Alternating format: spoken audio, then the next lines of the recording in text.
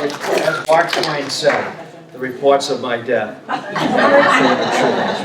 I'm recovering.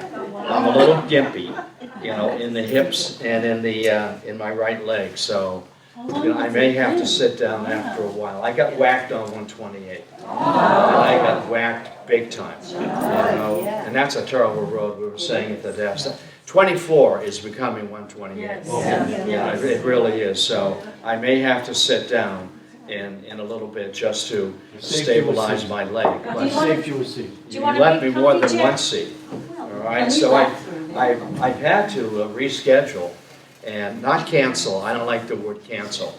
It's too permanent. All right, it's like hello, but I'm feeling much better, and I'm just favoring this a little bit. So I'm watching myself, and I asked Lee, where is she, to stay and to keep an eye on me in case I have to check out. Not in a real way, but just to be able to, to get back home and to lie down for a little bit. But, thank you for the greeting when I came home. I'm feeling much better, and this is my second reappearance. All right, so you can't keep a good man down, or you cannot keep a sinful man down. All right, and we're talking about sin and so on and so forth with the Scarlet Letter. So before I get into our conversation, I want to remind all of you. Well, I want to just to speak to three items quickly. One is that this month, November, is the 75th anniversary of the re-election for the fourth time of FDR. Just so we're into anniversary dates. And he had no business running for re-election. Absolutely none at all. But there was something that was motivating him. And it was religion. It was to finish the job. And to ask the Lord, give me enough breath, give me enough daylight, give me enough strength to see the end of this war, and then take me. The second thing I'd like to remind you of is that this Thursday, next Thursday, is not Thanksgiving, not the way the Pilgrims celebrated. It's a holiday festival. Thanksgiving is about fasting. It's not about eating. For us, we've completely switched it up, and we've made it a holiday festival. And it's about football, turkey, and then taking a nap. Right? That's what our Thanksgiving is, but we've got the name wrong. And the third thing too, and I've had enough of it already, with all the names and the dates and phone calls and so forth. Who can keep it all straight? And we've talked about this in the past, and that is the process of impeachment. And just to remind you, and this isn't a political statement, this is, as it's detailed in the Constitution, that Trump may be impeached. He may be impeached. And the impeachment is just a majority of votes in the House of Representatives, which is controlled by the Democrats. So he may be impeached, but it's doubtful, at least in my view, as we talked this morning, that he will be removed from office. Impeachment has two steps. Impeachment is the House, and then removal from office is 2/3. That's a big number. 2/3 from the House, no, from the Senate. So impeachment and removal from office are two separate processes, as laid out in the founding document, the Constitution. And I'm done. No, but I just wanted to remind you. That was quick, huh? I just wanted to remind you of those three things this morning. Now, not to be confused, I want to prevent this, that the Pilgrims were not the Puritans. The Pilgrims came to get away from Great Britain altogether. And again, it is a harvest festival, and they remain loyal to the king. And Plymouth Rock, which really didn't exist in 1620, 1621, at least as we know it, at least as those people visiting from Oklahoma, wherever that godforsaken place is, or worse than that, Nebraska, wherever that godforsaken place is. That the Pilgrims came to get away from London altogether. The Puritans, about whom we'll talk about and frame our story around, they came to purify the Church of England of its Catholic influences, of its papist influences. That's why they're called the Puritans, to purify the Church of England of its Catholicity, of its Catholic influences. And it's rather ironic that Massachusetts is so heavily Catholic when the goal was to get away from the Catholicity of the Church of England. I don't want to get into that, too much. I'll just leave it there. And they came 1,100 strong. When the Pilgrims showed up, they showed up, 55 or 60 strong. And most of them, half of them anyway, perished that first winter. So we're talking about two very different groups. The Puritans. The Puritans saw themselves as the new Israelites, as the new chosen people. And as they spoke, and as the ministers compared themselves, to those of the Jewish faith, that the Puritans saw themselves as the new chosen people. And just as the Jews had fled the Pharaoh, that we are fleeing James the First. And just as the Jews had fled across a burning desert, that we have fled across a roaring ocean. And just as the Jews sought the land of milk and honey, the promised land, the Puritans came to a New England, didn't they? And we just say New England, or we don't say it at all. But for them, we have come to a New England to purify, the Church of England of its Catholic tendencies. This is a New England, that we are a Bible commonwealth, that we are a model. We are a city on a hill. And we still hear that phrase, don't we? City on a hill. We're no longer a Bible commonwealth. That's been taken away. But we are the Commonwealth of Massachusetts. Pennsylvania is a commonwealth. Kentucky is a commonwealth. And there's one I'm missing. Virginia, I think, is a commonwealth. We are the Commonwealth of Massachusetts, no longer a Bible commonwealth. Now, Nathaniel Hawthorne, the author of the Scarlet Letter, and we all read it in the 9th grade. Maybe if you were precocious, you read it in the 1st grade. I'm not sure.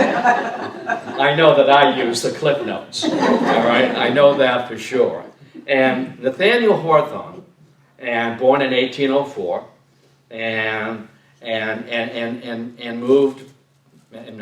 he married a Peabody, and then moved to Concord, and became part of the Transcendentalists. A word about the Transcendentalists. There is an intellectual connection between Concord and Cambridge, Cambridge and Concord. And the Transcendentalists, and this is part of the theme of the Scarlet Letter, the Transcendentalists believed that all men, all women were good, that they were not born into sin, that they are good, that they are worthy of salvation, and that we all have a spark of humanity, that we are all saved, and that men and women are good.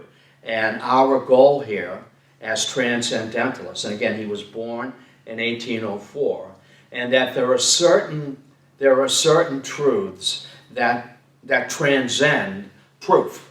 And one of these truths is that men and women are good. And we are placed here on earth by the Lord to improve the quality of life. That people are not mad, that we need to reform education. We need to reform prison, reform schools. They speak to themselves, don't they? And that men and women are good, and we all have a spark of humanity. And some of these Transcendentalists, not all of them, became abolitionists. That we all have a spark of humanity, of goodness in them. And Hawthorne, Nathaniel Hawthorne, was part of the Transcendental movement. And he goes all the way back to the early years of of New England, of the Puritans, that most men and women are evil, that they are damned, and that's one of the reasons why we have fled England to a New England, a Bible Commonwealth, a city on a hill. And to back that up just a moment, that when Bradford died, when William Bradford died, who was the second governor of Plymouth, he was the governor for 30 years in a row. Either no one wanted the job, which is probably the truth, or that he was very good at what he did. But the point I'd like to make here, that if one goes to Plymouth and you go to the burial grounds and you stand where William Bradford is buried, there's a marvelous inscription, an epitaph on his stone. And he's speaking to us 400 years later. The anniversary is coming up, isn't it? We're on the cusp of the 400th anniversary of the landing of the Pilgrims. And on his epitaph is a message to us 400 years later. And the message is this: do not basely relinquish what your fathers with so much difficulty attained. Let me say it again. Do not basely relinquish what your fathers with so much difficulty attained. Remember us. Honor us. That we also came over that roaring ocean to escape England. And the Puritans the same way, but to remain a model, not to hide and to be left alone. Nathaniel Hawthorne, as I said, born in 1804 and was the director of the Customs House in Salem. And this is why we have such a heavy emphasis on Salem in the Scarlet Letter. His uncle, great uncle, I'm not sure, was one of the judges that condemned these 18 or 19 women to be hanged. There were two men, one of whom was hanged and another one pressed to death. And he dropped an R from his name because his uncle, let's say, one of the men who condemned these women to be hanged because they were witches, you see, evil, that he dropped an R so that his name did not reflect, immediately did not reflect very consciously or directly Hawthorne. So it's H-A-W, and then there's no R in it because I want no part of my, let's say, my uncle, who was part of those who damned these witches. They were never witches, of course. But they believed in witchcraft, didn't they? They believed in the power of the devil. They believed that most men and women were condemned to hell, and that hell was real, and the devil was real, and that we need to safeguard ourselves against the temptations and the work of the devil. They believed this. I mean, it's not like it's Halloween. I mean, they believed it, and they embraced it. And in the Scarlet Letter, the number 3 appears often. It is Hester and Pearl. Let me come back to Pearl in a little bit.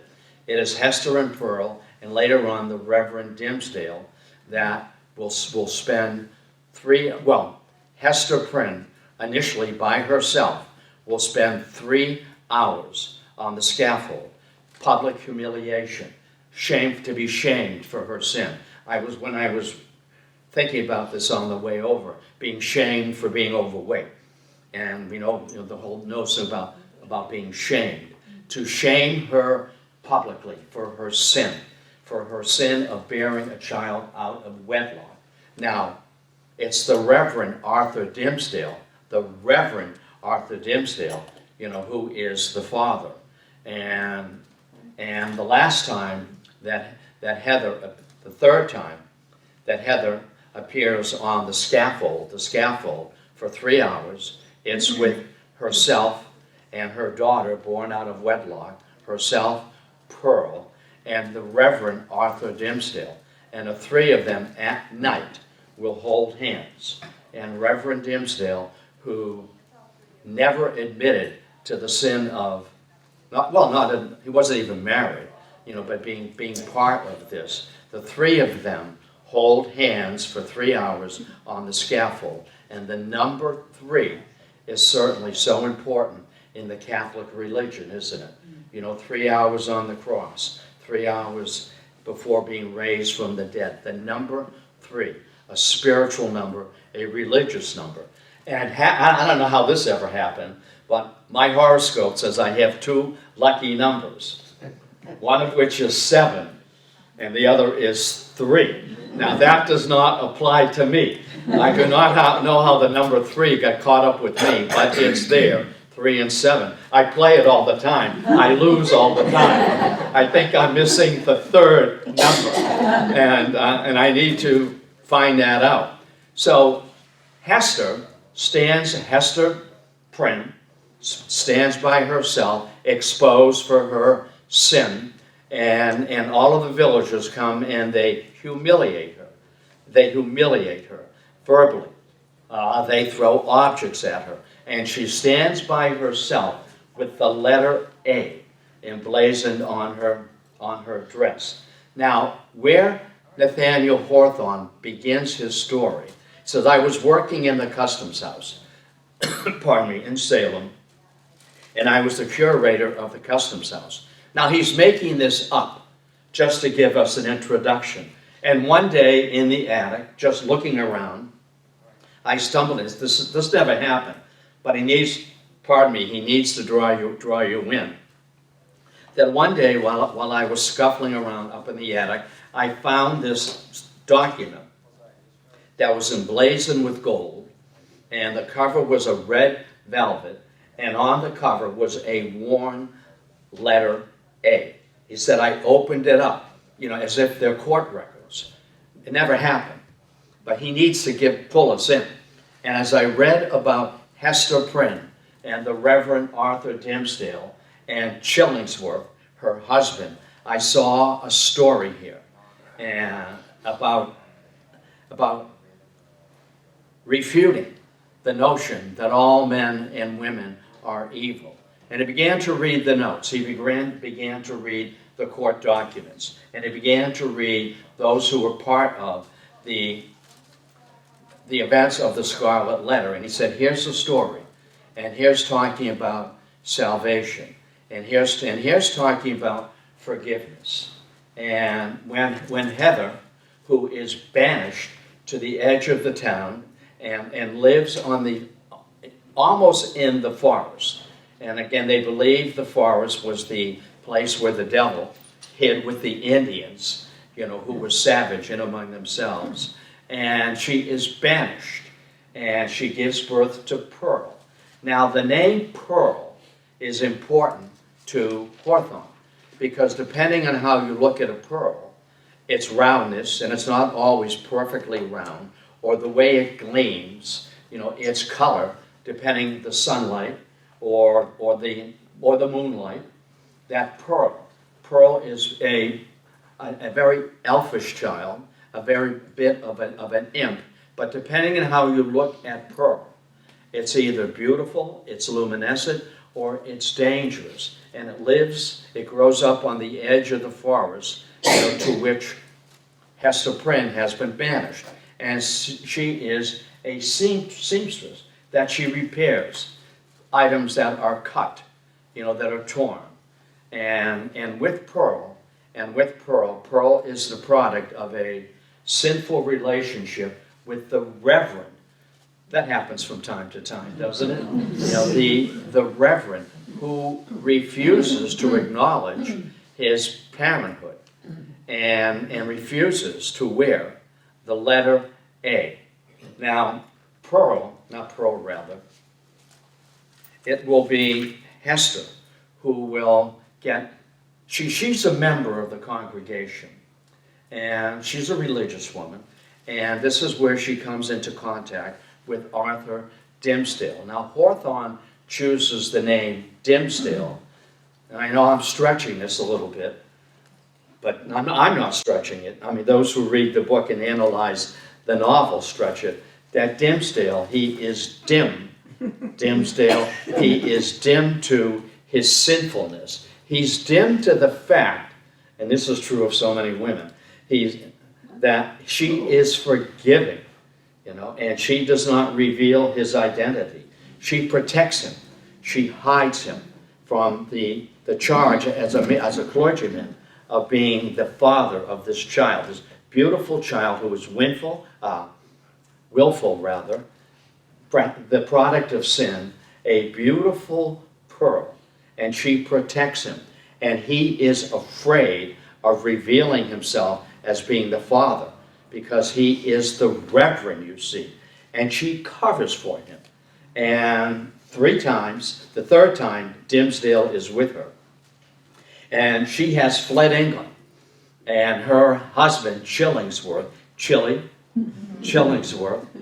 remains in England for 3 years. And she departs because of the need to purify the Church of England. And she departs on her own.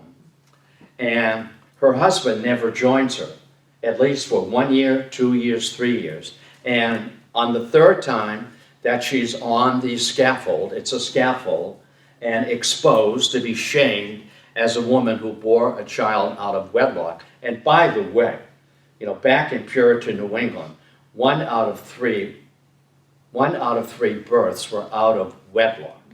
That does, and it might be 2 out of 3. I mean, passion is passion. It's hard sometimes to push it away. And the 2nd time, for 3 hours, she's standing there alone. And as those 3 hours begin to become, as daylight begins to retreat into nightfall, Dimmesdale creeps up on the scaffold with her. Very quietly, it's becoming dark. Some of the crowd has left. And he stands there with her. And he and Pearl and Hester proceed, and people take a message from this. A meteor begins to make its way across the sky, and it's red. It's red. And Dimmesdale, I have been exposed. We have been exposed. A red meteor. And of course, people in the town say, you see, this is a message from the Lord, that there is sin here. And we have to identify the sinners, and we need to expose them, and we need to shame them. See, it's about shame, you see. That's why, coming back to shame, early on, very early on, in the settlement of New England, that you were, and even later on than a settlement, that if you were convicted of being a thief, or an adulterer, or a liar, that you would be branded on the cheek. Can you imagine that today? Being branded on the cheek with your sin. She is more than branded. She wears the Scarlet Letter. It's red. And the color red is caught up with sin and misbehavior. And here is Scarlet standing, not Scarlet. Here is Hester with the red on. And Dimmesdale has crept up on the scaffold with her. Pearl is there. And he reads that I am being exposed. And she has protected me. And because I'm a reverend, because I should never have done this, I'm a bad example. And the story unfolds as she lives on the edge of the forest. And again, the forest is sinful. The Indians, and that's where the devil hangs out. I have to mention this right now, it just popped into my head. I'm going to give you a homework assignment. And I'll never know if you've done it. But I trust you. And I hope it's not misplaced. A wonderful short story that deals with sin, the power of the devil, and that we all have sin is,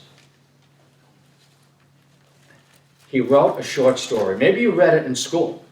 Young Goodman Brown. Have you read it? Young Goodman Brown. It's an excellent short story. And the irony that he's Goodman. I mean, men were Goodman Brown, Goodman Hylander. And you were a good wife or goody.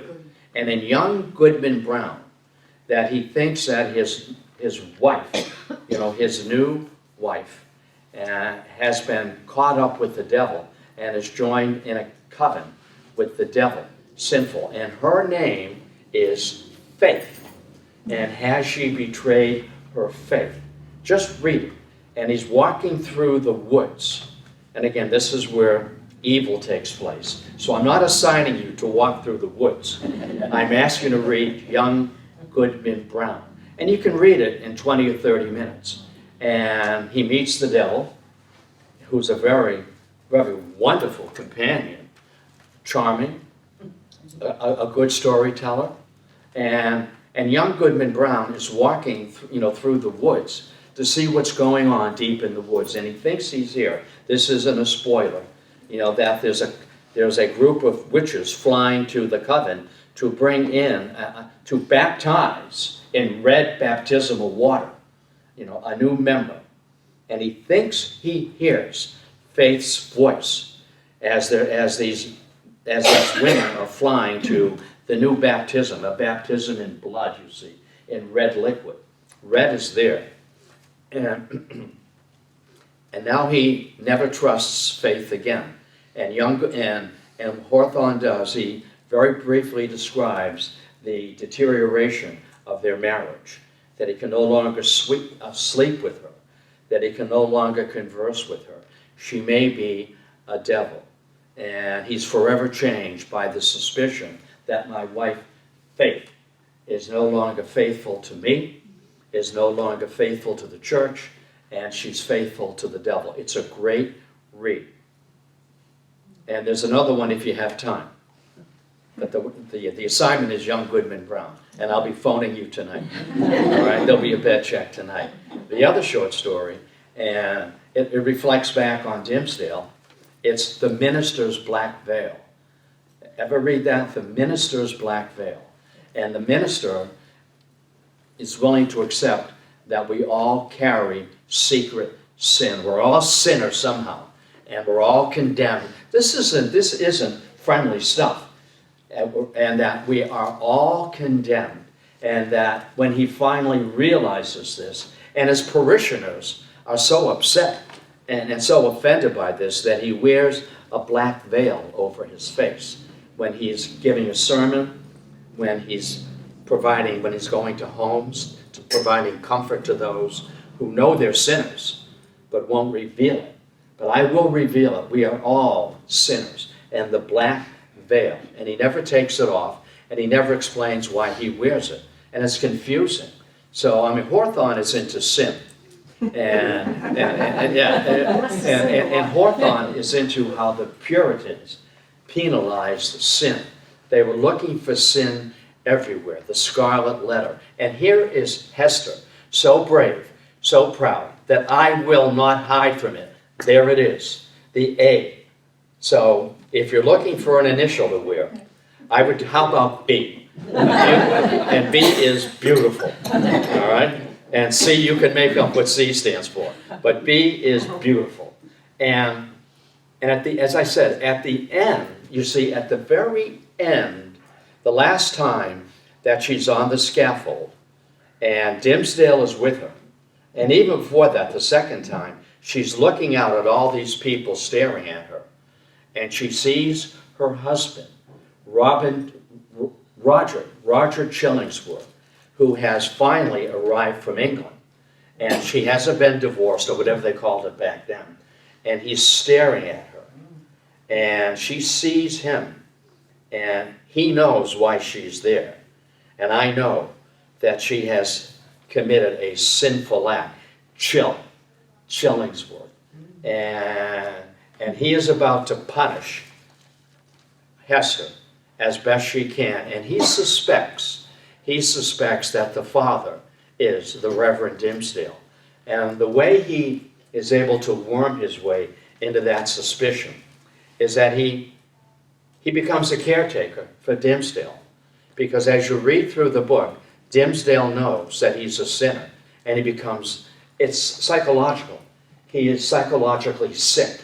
He can no longer eat. He can no longer look people in the eye. He can no longer be the Reverend Dimmesdale. And Chillingsworth approaches Dimmesdale and asks, may I be your caretaker?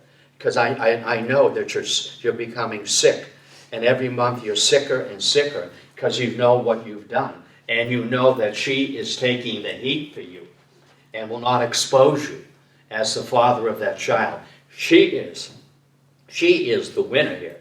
You are the loser here, and I want to be your caretaker. Now, we know that as the reader, and I want to be able to watch you. And one fine day, actually it's at night, that as he's putting the Reverend, a very sick Reverend Dimmesdale to death, he notices that his shirt opens up, whatever they wore. His shirt opens up, and in his shirt, under his shirt, he sees the letter A, but it is red. And not only is it red, it is scarred. It almost looks as if it's been burned into his breast. And he says, I knew it, I knew it. You are the Father, and now you know that I know. And you know that I know. And that's why I will be at the last time that Hester stands on. She doesn't know it. He doesn't know it. Chillingsworth doesn't know it. The last time that she and Pearl stand on that scaffold. And again, the scaffold is about death, isn't it? She's not hanged, but she's shamed into it. And out there in the gathering darkness is her husband, Chillingsworth. And she's never been happy with him. And that's why she's left England, not only as a Puritan, but to get away. Being a woman, let me take a side trip with you. Being a woman was difficult. If you were in a bad relationship, you could not get out. I mean, you were a kept woman. There was no such thing as filing. He could file, but you could not file because you now have made a commitment. And if it's a bad marriage, and there were bad marriages in the 18th century, just as there are in the 20th century, but you had no way to get out. You had to endure him, suffer. And there he is. There he is. And he knows. And they were planning, Dimmesdale and Prynne were planning to escape and to go back to England. Whatever that, at least a change of venue. And Pearl is with them. And she sees him. And Dimmesdale is there. And Dimmesdale, when he finds out that Chillingsworth is going to board the same ship they are and return to England with them and continue to punish her by being in a crowd or some crowd, because I'm here. And I know what you've done. And you have no way to get away from me legally. You are a failed woman. You are a sinful woman. And you're stuck with me. And I'm going to make it difficult for you. And I'm going to be on board that ship. Things happen like that. I'm going to chase you. I'm going to stalk you. Today the word is stalking, isn't it? I know where you live. I know where you work. I know where you park. And you park in the same place every day. And I'm just going to stalk you. And that's why you get a court order. But there were no court orders back then. You had to endure it. So I will endure your sin and take the heat for you. I will not shame you. I am being shamed, and we're going to flee. And as they stand on that scaffold for the last time, Dimmesdale has a fatal something, a fatal heart attack, whatever, and he collapses on the scaffold, and he's dead. He deserves it. Right? A deserving end. And she does return to England, with Pearl, her gem, her perfect gem who shines and glows, and depending on how you hold it, and depending on how the light reflects, that you see a different product. You see an impish young lady who is growing into adulthood, be for beautiful, not adulterer, but be for beautiful. And the story ends at that point. But it's about sin. It's about evil. It's about the minister's black veil. We all carry secret sin. And that's why the Catholic Church has confessions, you see. Which I've always found, I'm not a Catholic, but I think you can tell. But I've always found that somewhat, I know you guys are. I've always found that somewhat, not amusing, but that that you have to go into a dark box and confess your sins, right? And for women to confess their sins to a priest who was hiding behind a black veil, but it's really the box with the screen opening and closing and opening and closing.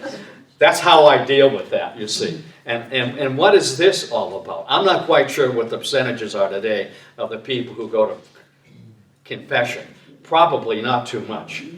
I've always said to folks, you save yourself. You save yourself, you forgive yourself, and you acknowledge that. And that's how I deal with it, which means I'm running away from it. But I forgive myself, and so I won't do it again this week.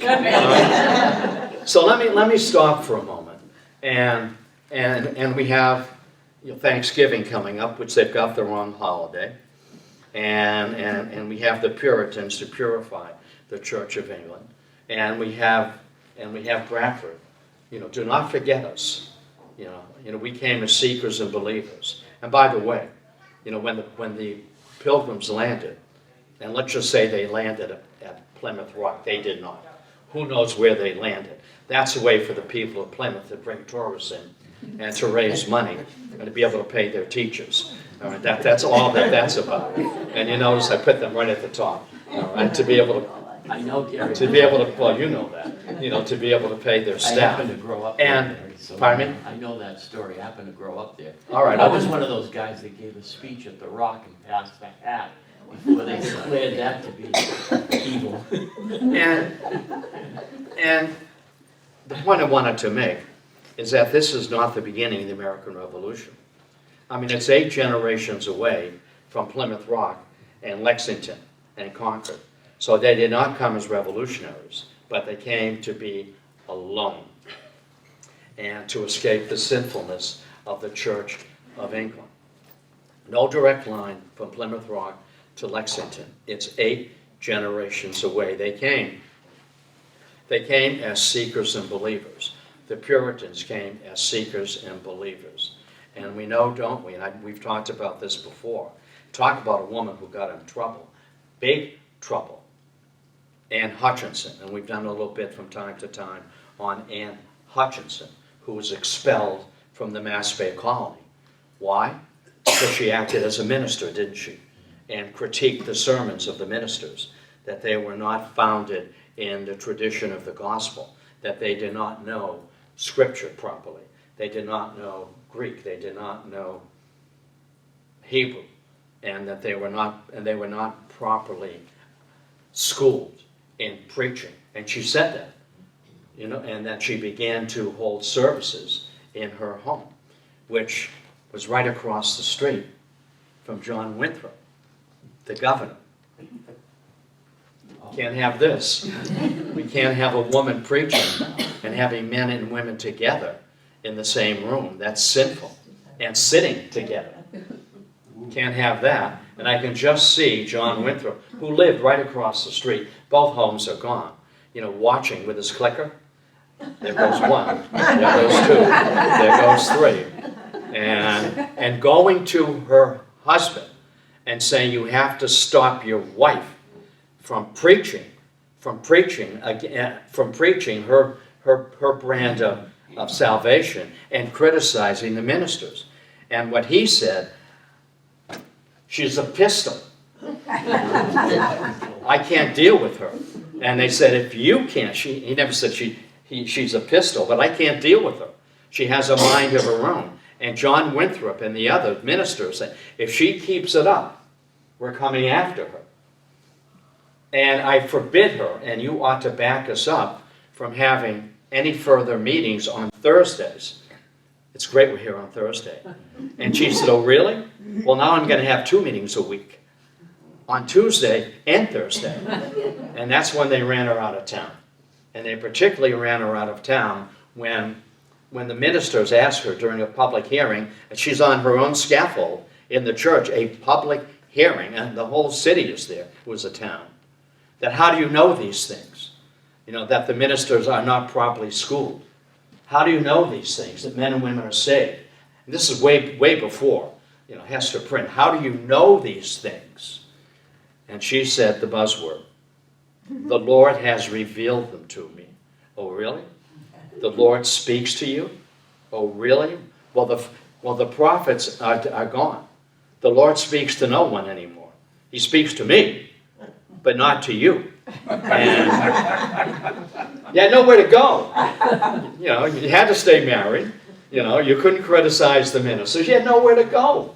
So they said, unless you recant, unless you take it back and say, "Forgive me," you got to go. She said, "I'm not taking it back. I'm not recanting a word of it. And you can admonish me all you like." We don't use that word any longer. You can shake your big, fat, bony finger at me all you like and admonish me. But I'm not taking it back. The Lord speaks to me. And he told me if I came here, if I follow my minister, that if I came here, that I would be persecuted. And that if I were persecuted, that your community here, a city on a hill, will be destroyed by Sodom and Gomorrah. Really? The Lord said that to you? Personal foul, right? Gone. And she fled, didn't she? You know, with her husband and her 11 children. Who had time? I mean, she bore 14 children, 11 of whom survived. How do you have time? What was the time frame? Was that like in the 1600s? That was in the early 1700s. That was like 1635, 1634. But you see, Hawthorne would have known all of this. I mean, Hawthorne was an intellectual. Hawthorne was a reader. He would have known all of this. You know, that the sinfulness, and then we need to punish women, you know, because they're all the descendants of Eve. You see, I mean, they all bear the DNA of Eve. I was reminded of that the other day when somebody gifted me with an apple from my lunch. I didn't tell her that. You know, because so much fled through my mind. I said, you know, here's your dessert. And an apple, huh? I didn't say anything. You know, I know my place, and I know that it's not 1700 anymore. An apple, huh? Alrighty, so she fled. No, she left, and she left, and with her husband and her children went to Rhode Island, didn't she? And that's where all the troubles went. They went to, and this was an inside joke. They went to Rogue Island, R-O-G-U-E, Rogue Island, where we send all the troublemakers. And years later, when the word came back to Boston that she and her children were slaughtered by the Indians, and this was proof positive that we got rid of her just in time before the Lord punished the Mass Bay colony with an Indian attack. And he sent us a message. You did the right thing by banishing her. You gave her a choice. You gave her a chance to admonish her. Take it back. Take it back. I will not take it back. Here I stand. Here I stand. Okay? Off you go. So, and Hawthorne is speaking to this. And that's why when you read young Goodman Brown, and he's walking through the woods, and you said you read it, that is my wife faithless? Words are important. Is she without faith? You know, has she joined with the devil? And he walks into where the baptism is to take place. Young Goodman Brown, and as he walks in, everything vanishes. But I heard my wife's voice, and I can never trust her again. She's a sinner. Is that her on the phone? Faith is saying, defend me. I said, I am defending you. I'm defending all of you from the 18th century. Yes? I have a question about when Hawthorne wrote the book. Was it 1804 that the book was written? No, he was born in 1804. He 1830 something. Okay, so was there some reason that he chose to focus on the Puritans at that time, other than him being transcendentalist and believing that all people are good? Was he trying to contrast our beginnings with what was going on in the political? That's what he was doing as a transcendentalist. Mm-hmm. You know, that all men and women are good. We're all saved. We're all good. We're all saved. And to condemn somebody to prison, particularly a youngster, to reform school, you know, and we need to teach properly. And we need to make sure that our educators are properly trained, and that if one is delusional and has if you have a psychiatric problem, you don't get chained down. You get helped. Because the belief was, that if you were psychiatric, it's because you had joined with the devil. No, you've got an emotional problem. You've got you have a physical problem. We don't know what it is, but you have not joined with the devil.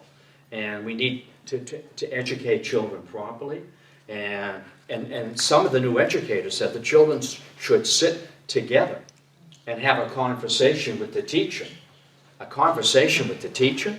He or she tells you. You don't have a conversation. You simply absorb what's being taught to you. No, we need to have youngsters think, and we need to have them sit together, and we need to discuss things, and we need to, as a transcendentalist, that there are certain truths that transcend proof. That there's something beautiful about a sunset. Why? I don't know why, but it inspires me. Or a full moon the other night. That full moon, which is beautiful, that somehow it inspires me. I don't know why, but I take comfort from it. And it transcends empirical proof. You know it. You feel it. We're all good. Now, not all marriages wound up on the brink of divorce, obviously, just as Abigail Adams said. But so what he's speaking to is these changes that need to be accelerated.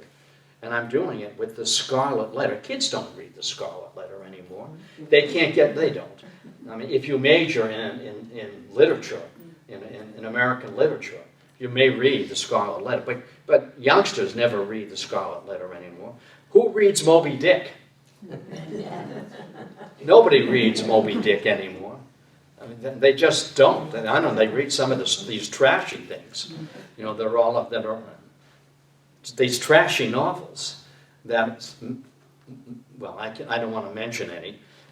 I know I've told you this. Whenever I go to the beach, which I don't do that often because I don't want to get all these bugs on me, all right, and have to go to the dermatologist. But I always look to see what people are reading.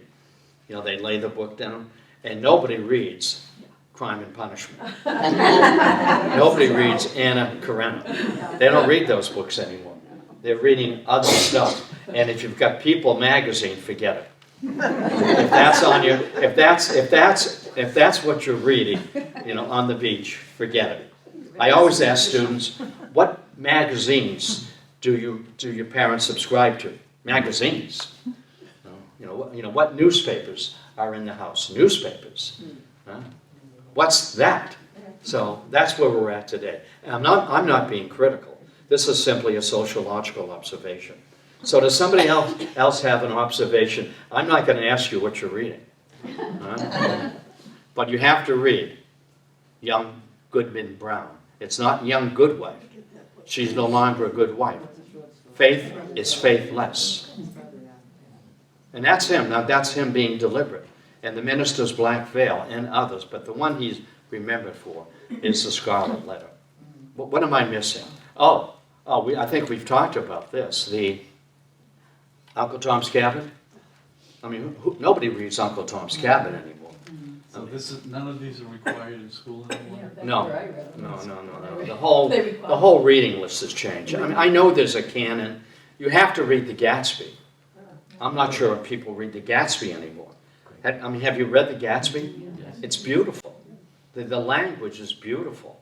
And the last time I was in Maryland, which was last year or the year before, and he's buried in Maryland, and I left a little bottle of gin because he was a gin drinker. And I said, this is from Gary to Jay. The little nips? That's me. I left them a little nip of gin because they were all gin drinkers, weren't they? It's the Roaring 20s. You can see how troublesome I can be.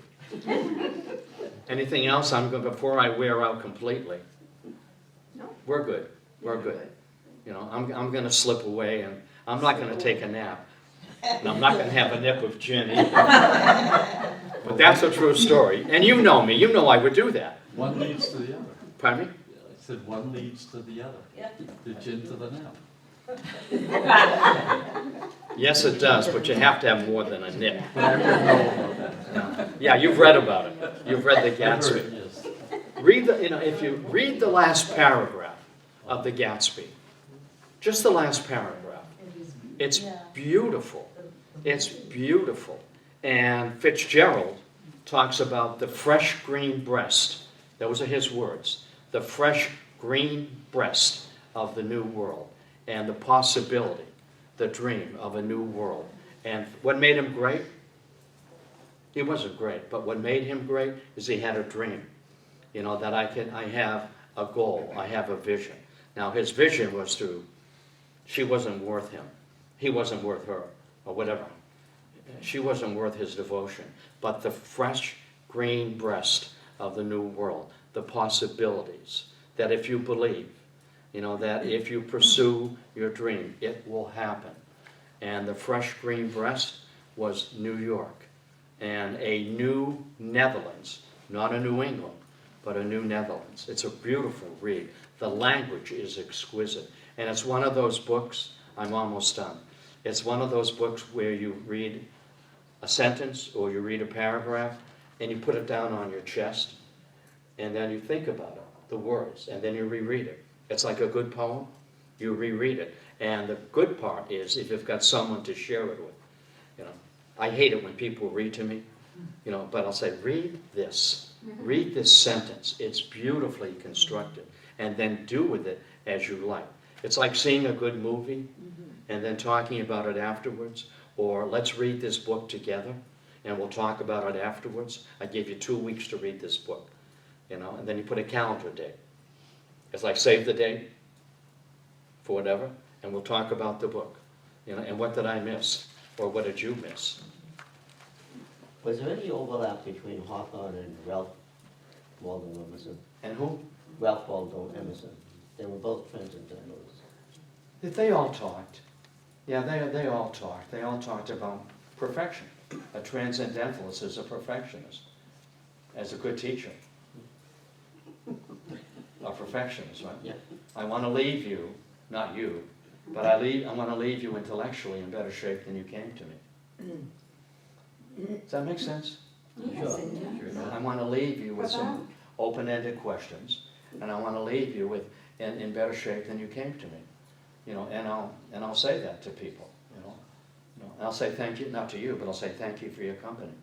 You know, I hope that you are in better shape after we're sharing a class together. And I accept gifts. And that's how you catch people off guard, don't you? Right? I accept gifts. A little quid pro quo. There you go. Yeah, the quid pro quo. I'll bet you most people have no idea what that means, or that it's Latin. You know, I mean, I use that, the quid pro quo. I'll bet you people have no idea what that means. And I was watching it yesterday, and all these dates and phone calls and people, who can keep that straight? At least you could keep part of Watergate straight. You know, but who knows about all of this? As I said, the House impeaches, the Senate convicts politically. And if there's any legal problems, then it goes to the courts. You know, so we'll see.